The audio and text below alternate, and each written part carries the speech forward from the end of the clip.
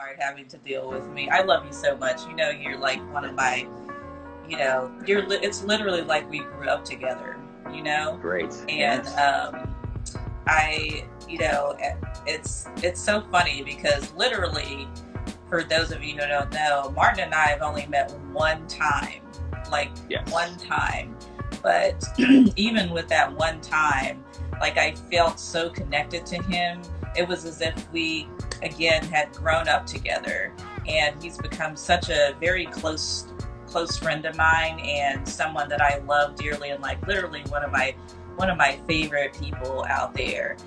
So it's a pleasure to come on to your core conversations and actually have a conversation versus like when you first started, we're just kind of like going back and forth and Yes. Yeah. all that stuff, fun stuff. Yeah. It is totally. Yeah. It has been fun, and I want to say a quick hello to people. I see Kevin Pilates Dwells right there. Kevin's coming on to check and see if your shirt's going to be off. Right. We'll get to that. You totally set it up like clickbait, and I just wanted to say like, okay, well, if you want to talk about working with black bodies, you want to use me, let's do it. You're like, yes, please. Okay. No. Yeah, it's all good. It's so fun. Who else is here? Christy McBee Pilates, Dale's Pilates. So good to have all of you here. Sonja, can you just share, just talk a little bit about yourself and your work at this time?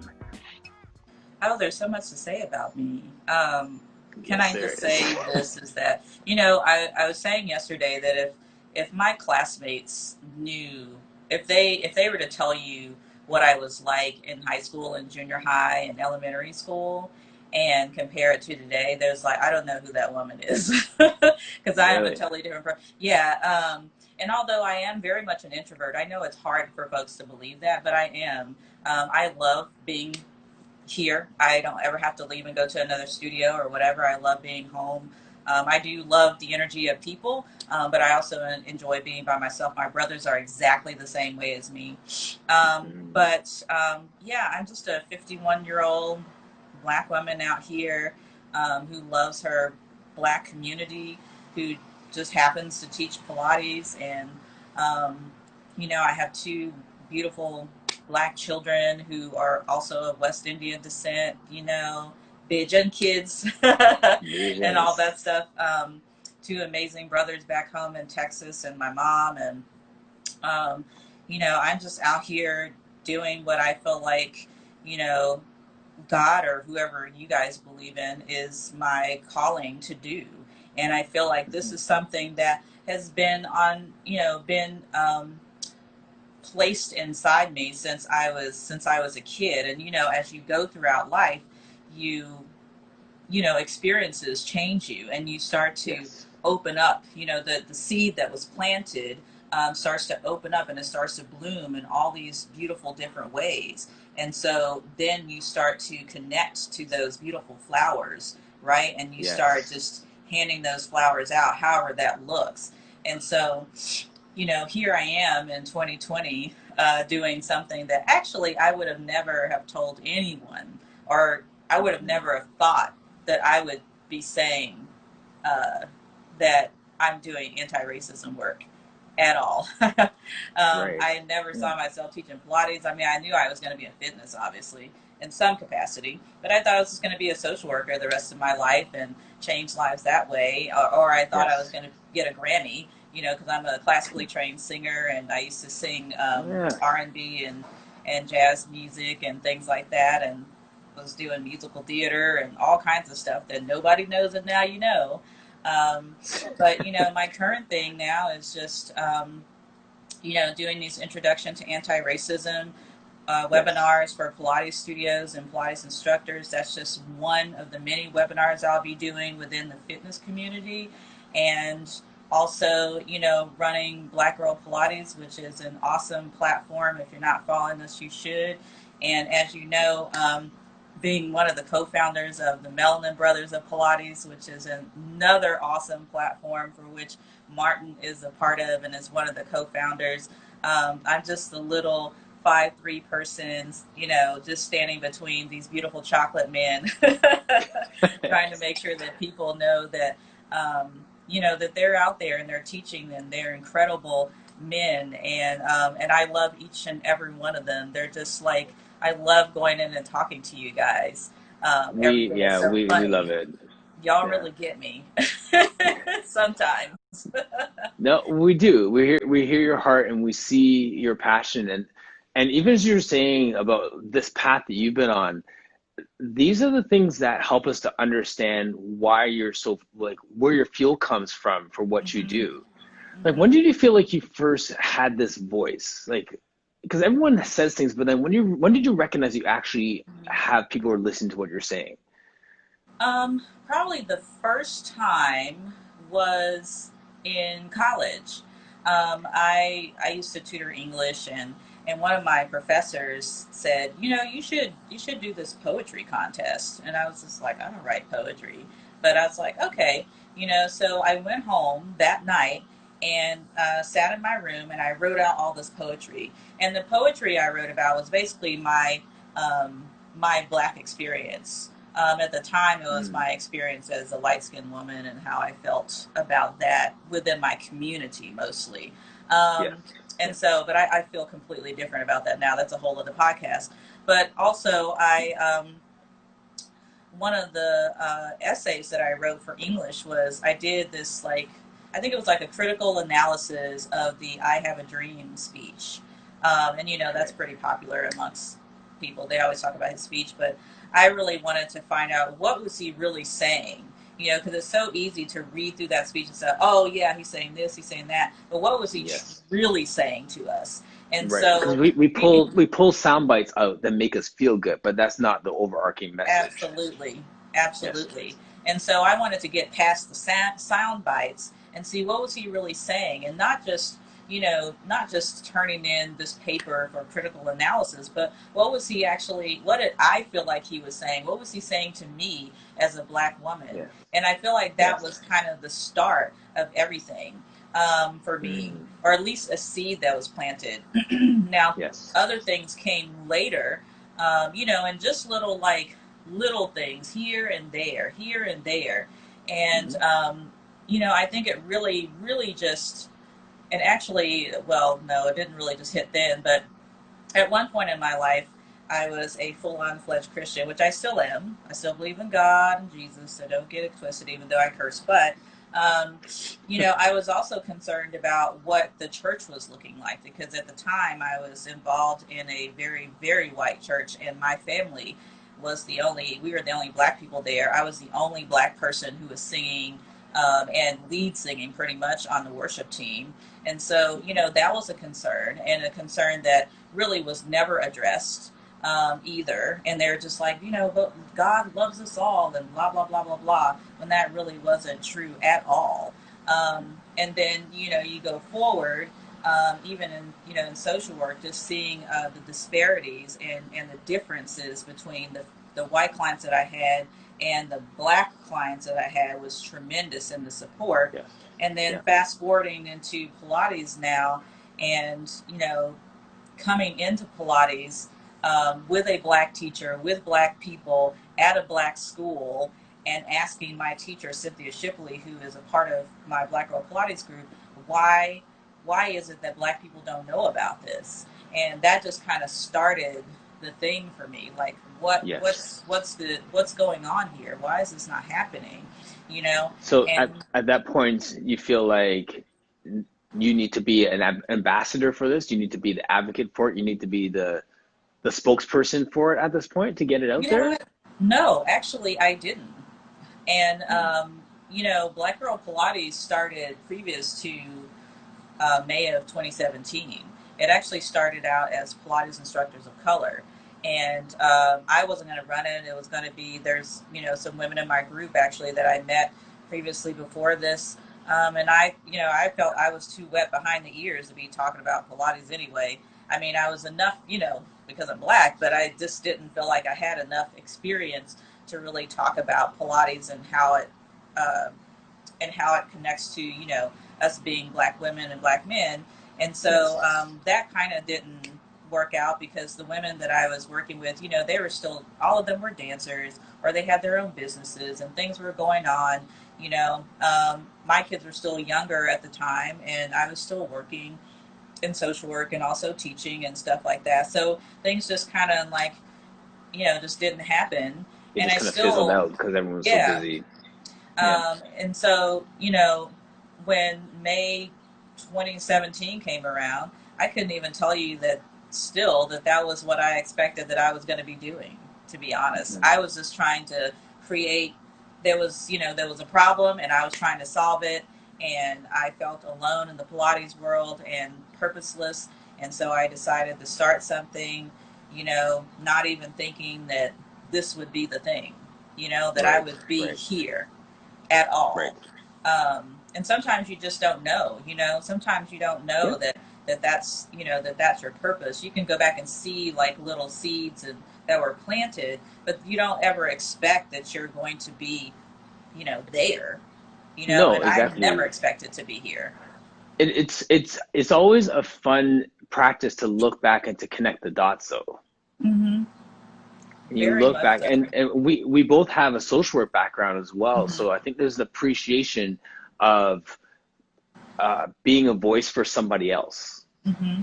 Yeah, And and absolutely. there's appreciation for being able to listen to other people's stories. Because when you hear other people's stories, you can speak that much more loudly to the Mm-hmm. collective because you have heard what they were trying to say.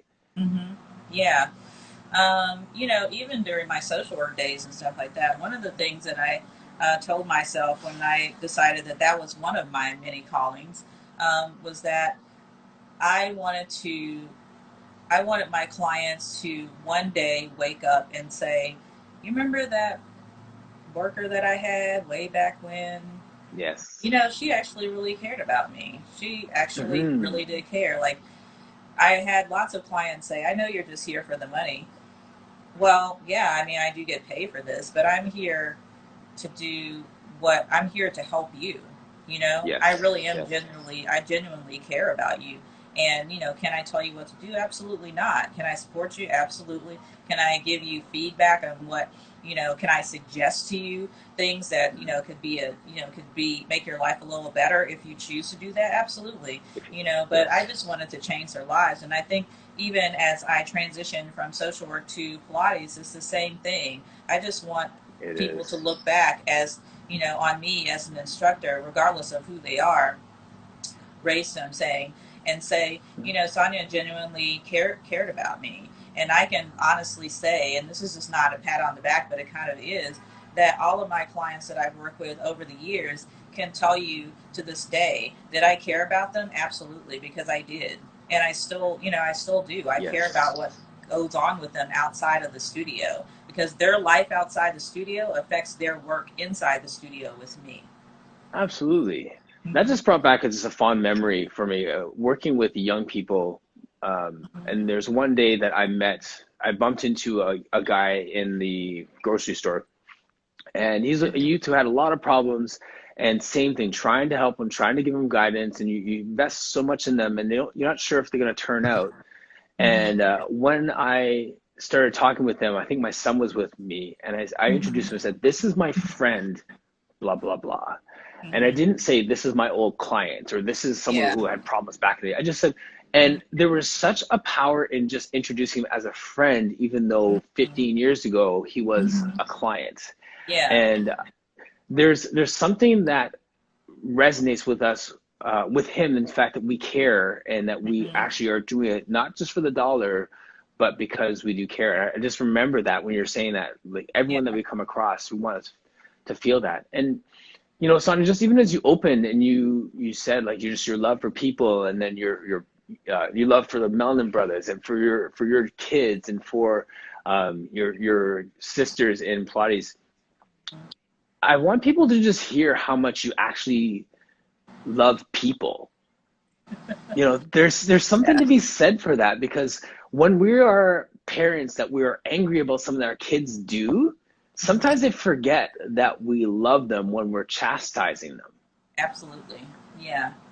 Yeah. You discipline those you love. So and even from a business perspective, a John Maxwell line that people don't know that you care, if they don't care what you know till they know that you care. Yeah. Yeah. You know, so there's something to be said for laying that foundation of saying, listen, I love people. Now Hmm. let's get this right. Yeah. Like, you know, Exactly. And I think it's so easy to say that, that especially, I mean, I wouldn't even say, I'm not going to say that what I say on online or rants. It's basically it's truth, and I want to see my Black people free, and not that we're going completely into racism, but you know, racism affects everyone. It really does. yes, But it yes, affects us at a much deeper level because it is directed at us. And so the purpose for my webinars is to make those white people aware of hmm, what's going on inside and what has been going on inside yes, for decades and centuries. And once you are aware of that, then you take that awareness and you keep moving if you choose to do so. Because it's also yes, not my job to force someone to do something that they really don't want to do. But what it will do is it'll tell me how you truly feel about me. And so that yes, just tells me, exactly. like, okay, so that person doesn't really, give a shit. So I'm Hmm. like, okay, that's fine. They're a grown person. I don't raise children anymore. I've raised two Yes. children, and I'm not going to do it. So, I'm just out Yes. here trying to make people aware of how they are causing harm and pain to the Black community. And if they choose Mm. to not do that, then but then that also goes back to say that there is the love for humanity for me. Yes. Right. And if you if that person chooses not to have love for my humanity as a Black person, what does that say about them? It says a hell of a lot. It says a hell of a Exactly. lot. And Yeah. that's why people push back, because as I say, you're creating an internal conflict for them. Yes. You're creating internal conflict for them. They now have to choose, are they going to side with this racism now that is in their mind and world and Yep. space, or Hmm. are they going to push back against it? Hmm. Yeah. And some people will choose to be apathetic, and I think apathy is the most dangerous thing. Hmm. Or they can actually choose to say, what next? What can I do? Hmm. Absolutely. And it's not, it's, I think people they want a microwave life. You put it in for a minute, you get it out, it's done, that's it. And that's not what, engaging in anti racism is. It is a lifetime, Yes. it's just like and the analogy that I use is, um, and you and I would both understand this, having worked with some wonderful clients in our days. But you have a person who is an alcoholic, right? First, they have to admit they're an alcoholic first, because Yes. then the work can't start. They'll just continue to be an alcoholic. But once they admit, Mhm. yes, I'm an alcoholic, so then what's step number two? Then I have to figure out, well, what do I need to do to alleviate this? What do I need to do to work Yes. on this? So then you go and you go to Google, which is free, by the way, folks. I don't know why you feel like the Black people are Google, but we're not. You go to Google, and people that well, preferably Google in this regard, and you find out what resources you need to help you with this issue, right? You go Yes. to meetings, you talk about it with other people who are having the same issues, by someone who's leading it, who is kind of like overcome those issues. I mean, don't take Yes. this like that's what No, no. It's anti-racism is, folks, but at I'm just least saying peer it's an support. example. Yeah. If not from And an so authority, at least you're getting peer support in this of it. yeah, and so Yes. it's just like, um, that's what you do. But as an alcoholic, it is a lifetime of work, because you're going to relapse. You're going to get triggered to relapse. You're going to be Mhm. triggered every day. You're going to probably start drinking, maybe or maybe not. You might start drinking again for another 5 years, Right. and then you'll come back. It is a constant trying to change every day. We never conquer our demons. We just learn to live above them. Hmm. Yeah, that's absolutely right. And there's nothing wrong. Um, I think, it's interesting to me. One of the things that I say in my webinar is there are no, there's no this set of white people and that set of white people. You are all in the same boat together. And if you yeah. all admit your inherent racism, that's step number one, right? Yes. And for some reason, that makes them feel like, oh, I'm just a horrible person. I'm just a horrible person. Racism is horrible. And the fact Right. that it's implanted in you is horrible. So don't you want to get rid of that? Right. If you've seen these videos of very angry, like I just saw a video today of a white man who had an AR, like a machine gun, literally pointed at two gentlemen who were coming back to their own community, and he thought that they didn't live there, and he was going to shoot these two young black gentlemen, and they had to call the police. So I didn't, there wasn't anything. They didn't show the rest of the video, um, but can you imagine? I mean, that's a lot Right. of Yeah. like turmoil and anger and hatred. Who Yes. wants to have that in their hearts? Is that what No, you exactly. really want? And Right. maybe your hatred doesn't necessarily look like that, and it doesn't have to. So there's like your Mhm. microaggressions that are like tiny things but still are painful, like little bullets, and then there's your Right. bigger bullets, right, that hit you and explode and all this kind of stuff like that, but it's the same bullet. Right. So why would you That's want sorry. to live that life? Yeah, sorry. That made me think of something I shared in my podcast yesterday with Kennedy. Mm-hmm. He just flipped the script on me and said like, "What has your experience been?" And it just the first thing that came out of my mind, out of my mouth was my experience of shrugging my shoulders at the microaggressions that I experienced as a teenager and as a preteen, when I just Mm-hmm. basically once I left my house. Mm-hmm. In the times you walk in a convenience store and the owner follows you down the aisle, or the times I'm with three black friends and one white friend, and the police officer comes over and just asks us what we're doing and assumes that we're going to play basketball, Yeah. all these little things where you're just kind of just like, that's just what we go through.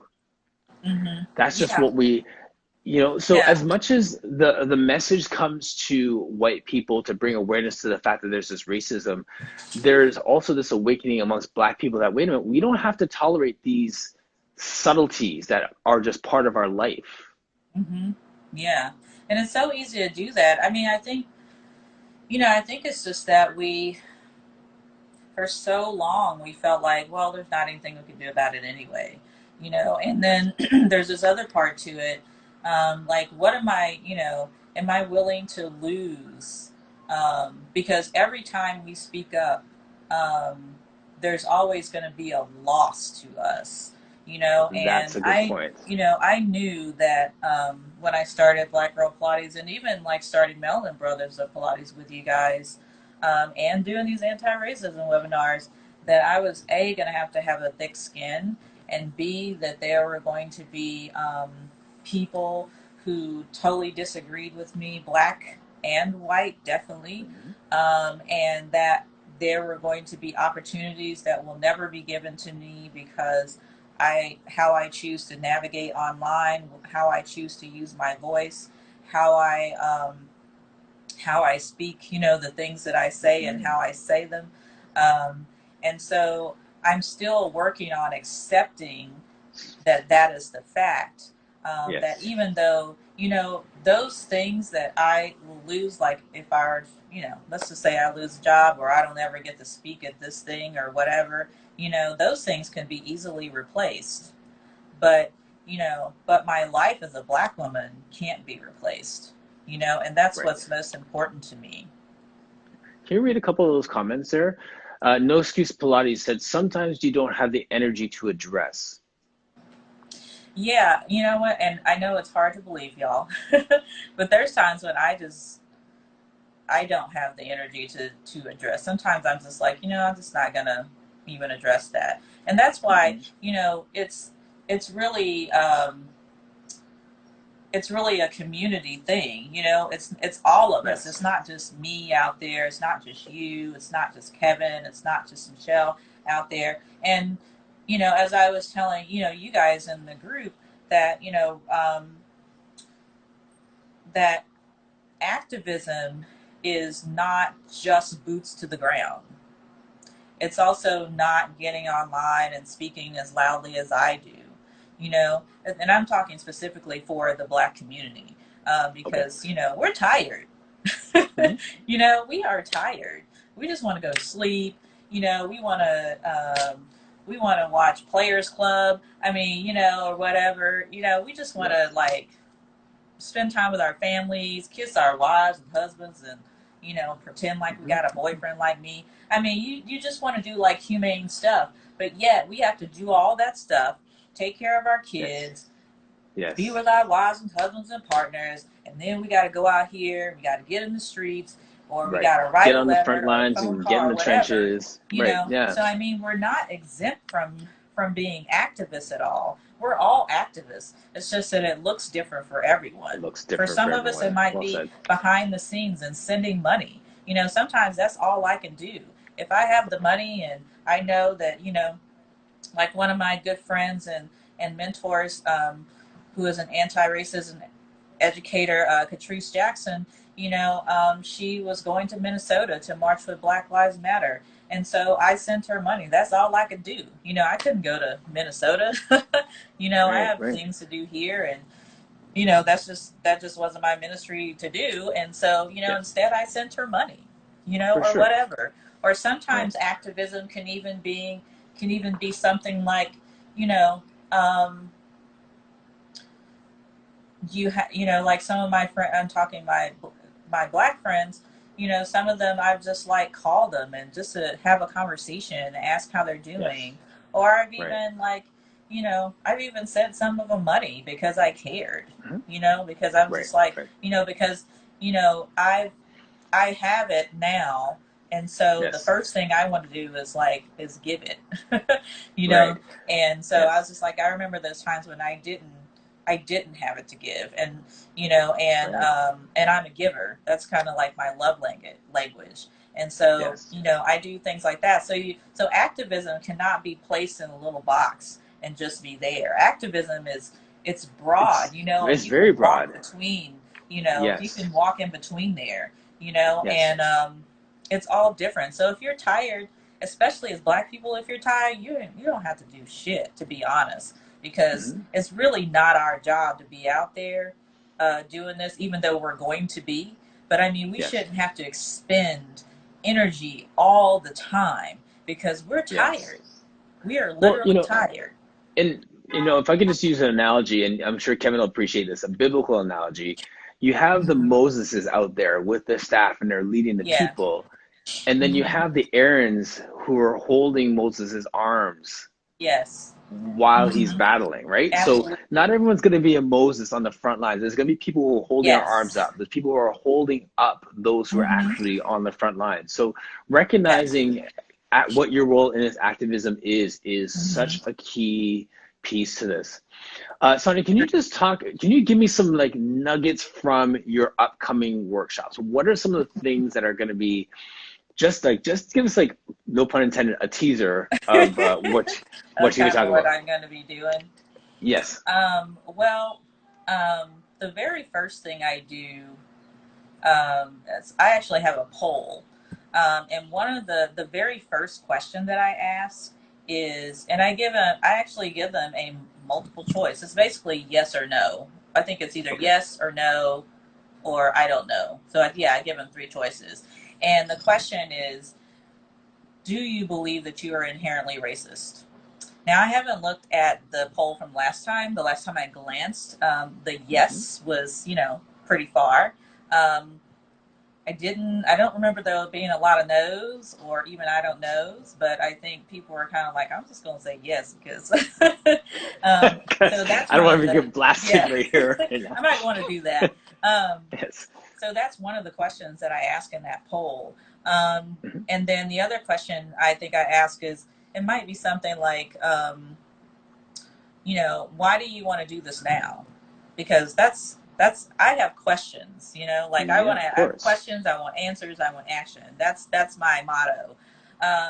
The other thing that I do at the very beginning is I start reading off the names of all of the Black people who have died, as many as I can say, and that also includes Martin Luther King. That includes Huey P. Newton, uh, Black Panther Party. That includes Malcolm X, because all of them were killed at the hands of white supremacy, pretty much, Yes. right? So we didn't kill them ourselves. They were killed because they were a threat. And Yes. but I wanted to include Malcolm X and specifically Martin Luther King, because they think Martin Luther King is like the king of the world and he just peace and blah blah blah. But he's dead now, because if he wasn't that dangerous, he would be alive today, right? Yes. But he was dangerous. And then at the very end, what I do is I spoke to a lot of the girls in the group, and I asked them, if you could say anything to a white Pilates studio instructor, their staff, if you could say anything to them without repercussion, what would you say? Well, I got a lot of stuff. Yeah. And I Yes. mean a lot. And so at the very end of that, I do give them action steps and things like that. At the very end of that, then I read everything that they said verbatim, verbatim. And Okay. right now, the very last comment that was made, which I think is an excellent way to end off before I give them action items to do, is this was a comment that said something like, "You are the reason that I opened my own studio, period. Fuck you, Caitlin." That's the very last thing that I say. Mm. And, and I, because they're not talking and all the Yes. stuff like that, it really gives them a chance to kind of like soak that in.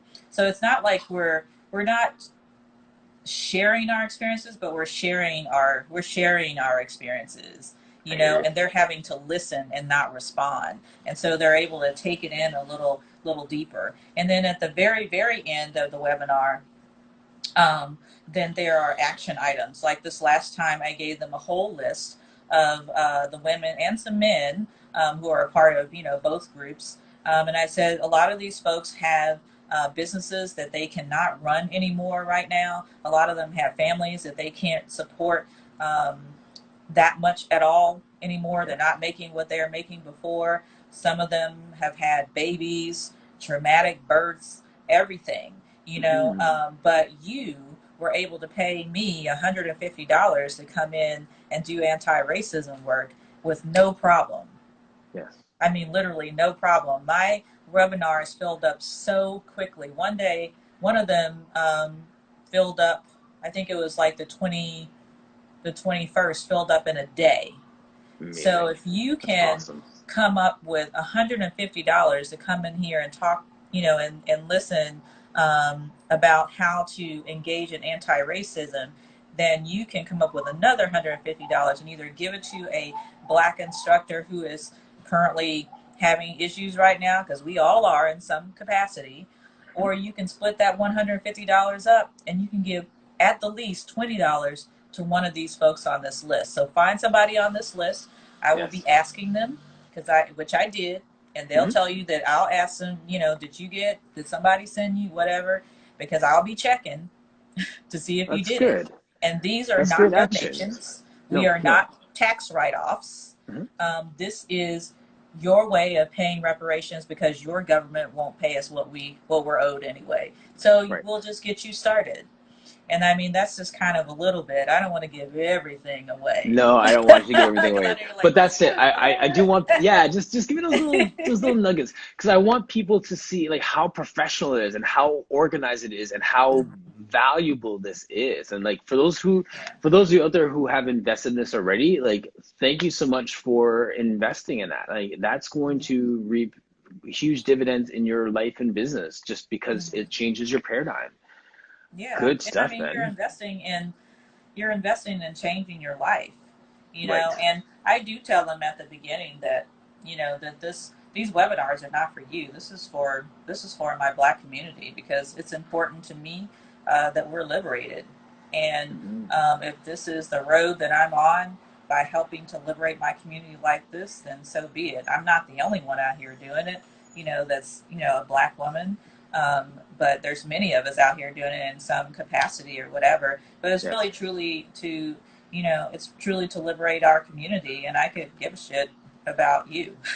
Right. I You mean, said something.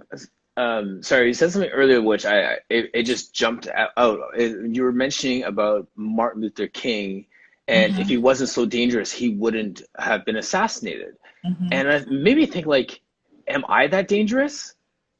What am I mm, doing from my perspective, from my angle as an activist, mm-hmm, based on our new definition of activism? yeah, Am mm-hmm, I that dangerous? And I mm-hmm, think every Black person needs to ask themselves that question. mm, Am I an activist? How am I an activist? Am I dangerous? And mm-hmm. I think we need to come to a place where we're all dangerous if we're going to affect change. I think that I definitely am now. Yeah. Um, I think that I am dangerous in within the Pilates community now, and Mm-hmm. you know, um, as I said, this was not. I had. If you had asked me a couple of years ago, would I be doing this? Mm-hmm. No, I would have just said, no, that's not my ministry. That's not my thing. But here I am talking about it, you Yes. know. Um, and, you know, yesterday, after a whole conversation I had online on my own platform, you guys should go listen to it, by the way. Um, and some conversations that I've had offline with Misty, who's in my group, and you've had conversations with her, and she's quite brilliant. Very. I realized, with her that I'm a pretty dangerous person, and not dangerous in that I'm going to hurt someone or harm someone. No. You can be dangerous um, and not be harmful. You We know, could sub in dangerous with impactful if that makes you feel yeah. better. I also like dangerous though. Dangerous sparked something in me, but we're talking about I making like a global dangerous, impact. Yeah, let's, yeah. I like, it just makes me feel badass. And so I realized that in the Pilates community now, the more that I'm speaking out and the more that I'm calling out, I don't call in, I call you out, um, especially now, that I am becoming more dangerous. I am becoming more of that person that they speak around, but they do not speak to, which Yes. I've noticed a lot. And I'm just like, you know what? Um, I have to be okay with that, because that You have goes to be back okay to with the that. thing where Yeah. that I was saying earlier, that there are going to be times when um, there's going to be platforms that are just not going to invite me Right. because I'm too much for them, or Yes.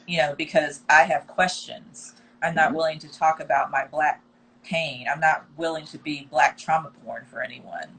If you Hmm. don't watch porn, then um, Pornhub is free right about now. I think premium is free, but I'm not going to be your Black trauma porn. Um, so, I'm accepting, being dangerous or impactful, um, and it's a hard acceptance for me, because I never saw myself as that, because of my own Right. insecurities, and Wow. Yeah. things that I'm still insecure about a lot of things. I still um, second guess myself behind closed doors. I still Right. second guess myself even as we're speaking and saying, you know, there's two Sonyas, and even though I'm Sagittarius, there's two Sonyas. There's a Sonya who is this Sonya who's like, yes, I'm dangerous. Yes, I'm impactful. Yes, I'm totally fine speaking up. I don't have a problem if you don't like me, you know, whatever. But then there's the other Sonya who is, Yes. kind of like, um, you know, wow, this is scary, and I'm probably going to lose a lot of friends, and I really like people, and I want people to like You me, want and that all that stuff. So acceptance. I'm constantly battling with those two Sonyas. But right now, like the dangerous Sonya, is kind of winning.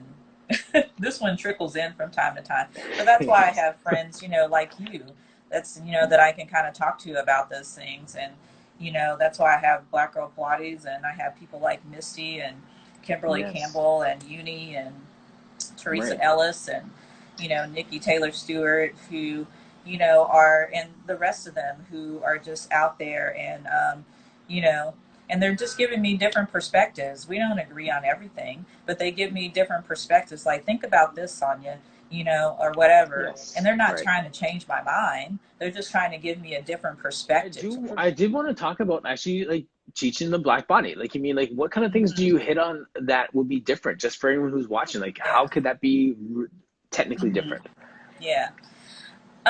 You know, what I've been saying about this is our bodies really aren't different.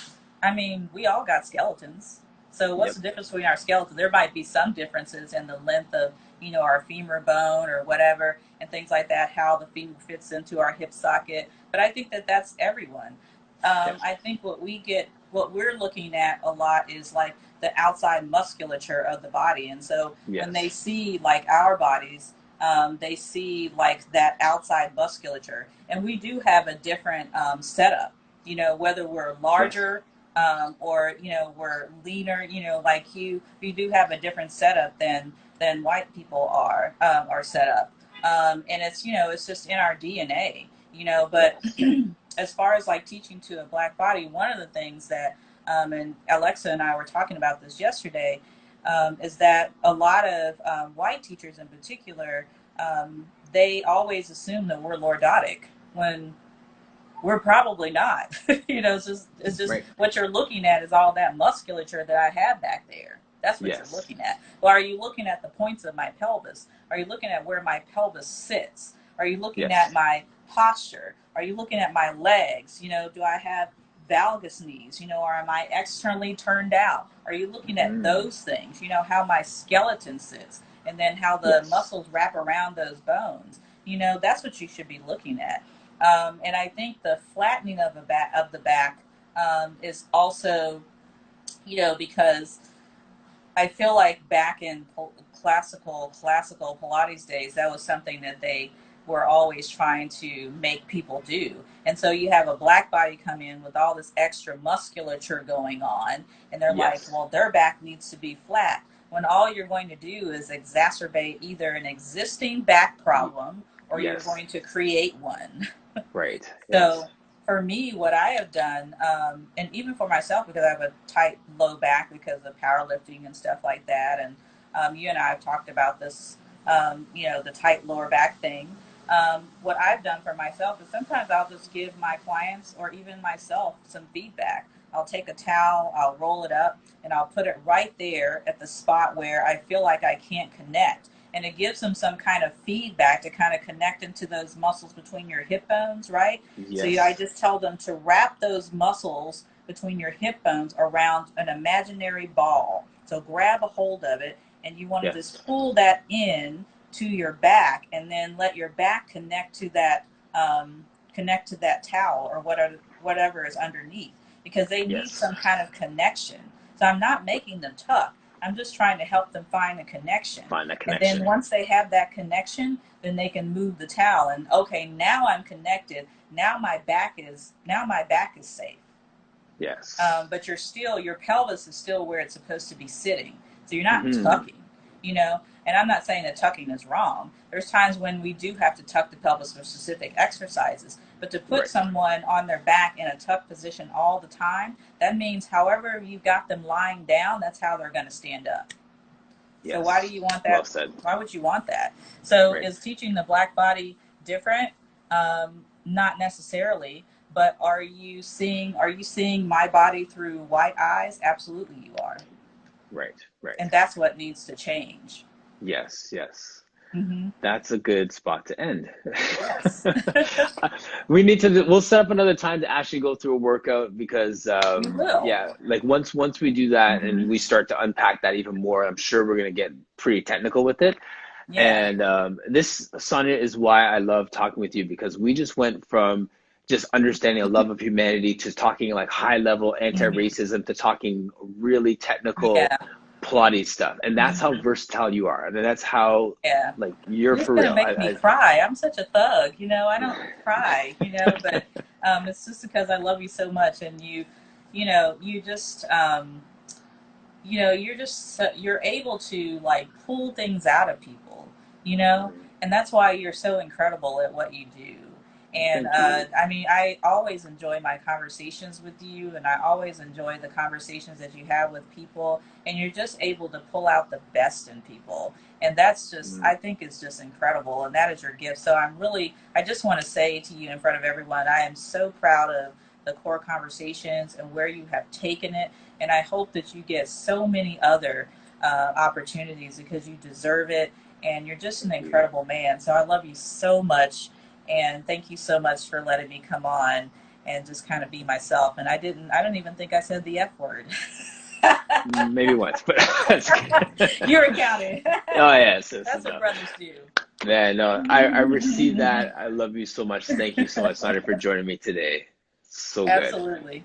Awesome. Okay, I'm gonna sign you off and say our goodbyes here, and I'll send this to you. Okay. Thank you. Bye, guys.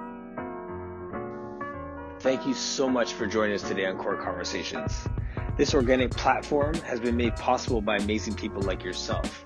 So if you're a Pilates instructor or a movement specialist of some kind and you want to be a guest, please message me.